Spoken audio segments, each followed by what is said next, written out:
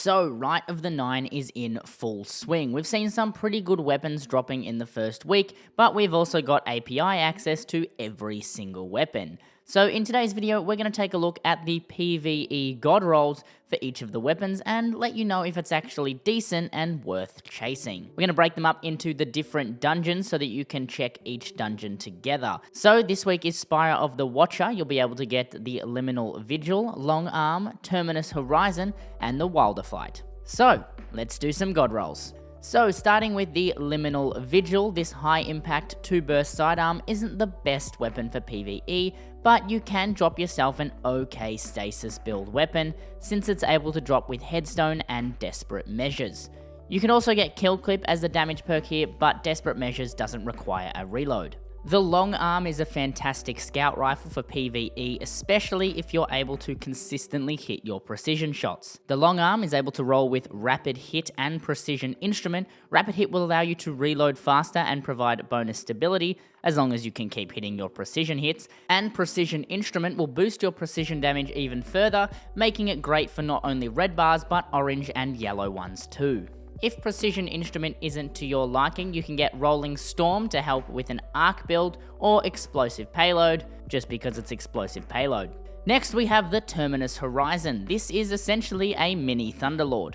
The Terminus Horizon is able to provide some massive sustained DPS and is arguably one of the best sustained DPS legendaries in the game. Because of this, the best perk combination to be chasing is Triple Tap to keep refunding bullets to the magazine to sustain for longer, and Precision Instrument to keep your DPS even higher.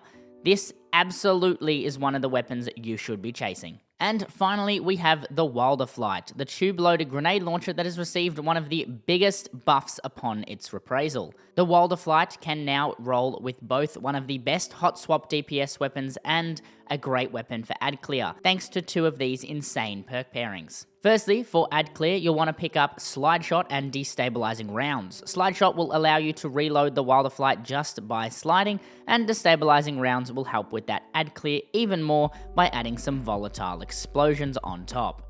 For hot swap DPS, there's really no better combo than Envious Arsenal, which will automatically reload your weapon if you deal damage with both of your other weapons, and Bait and Switch, which will pair perfectly with Envious Arsenal and deal bonus damage if you deal damage with both your other weapons. So that makes it a fantastic boss DPS hot swap weapon. You're just gonna have to get your DPS rotation down pat.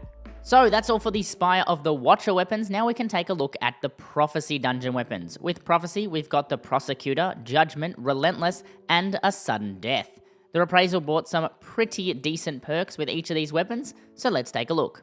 First, let's start with a Sudden Death shotgun.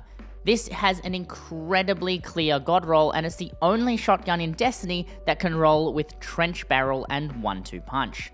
This combination is absolutely insane, allowing you to dish out some crazy damage to any enemy that finds themselves unlucky enough to be in your shotgun and melee range. I'd absolutely be chasing this when Prophecy comes around. Next we have Judgment. For PvE, Judgment really isn't anything special. It's outclassed by a lot of other hand cannons, but if you're set on bagging yourself one, the best roll you can get for yourself is Headstone and Rhyme Stealer, which would make it an alright stasis build hand cannon. Other than that, not much else for Judgment.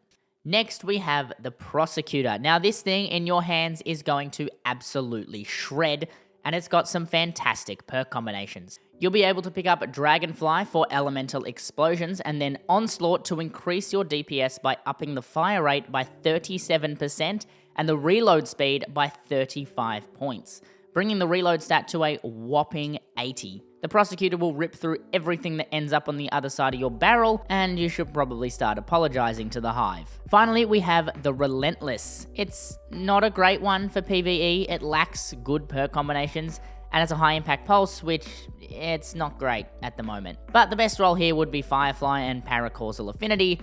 You can give this one a miss. And finally, let's look at Ghost of the Deep. Now, this one brings us some absolutely insane weapons, namely the Cold Comfort and No Survivors, but it also has Greasy Luck, and that's a Gleave. So you win some, you lose some. Starting with the No Survivors, this has the perfect SMG Solar Keywords build. You'll be able to roll Heal Clip and Incandescent. This will let you keep your survivability up and explode everyone on the battlefield. If you're looking for a more general use weapon, you can drop Attrition Orbs and Master of Arms or Sword Logic. That'll let you deal a bit of extra damage while keeping your super generation up. Now for the Cold Comfort, arguably the best burst DPS rocket launcher in the game. The Cold Comfort can roll with Envious Arsenal, so you won't need to reload manually, and Bait and Switch to boost your damage. Or you could get Elemental Honing, but Bait and Switch is nicer. It boosts your damage and it pairs so great with Envious Arsenal. Now let's take a look at the new Pacific Epitaph. The Waveframe GLs just aren't as good as they used to be since Rocket Sidearms sort of power crept. But it's still decent for ad clear, and you can use Demolitionist to keep your grenade uptime, especially in a pretty grenade spammy meta. But it also lets you use a grenade instead of reloading, so that's cool. Pair this with Redirection for extra damage against red bars, but you can swap this out for Chain Reaction if you're planning on using it in slightly lower level activities where you can 1 or 2 shot those red bars. And finally, we have Greasy Luck. Anyway, that's all for today's video. I hope you have enjoyed. Thank you to all the patrons that support my content over my many channels, and if you'd like to join, it's linked in the description, and you can join for free. I'll see you next time.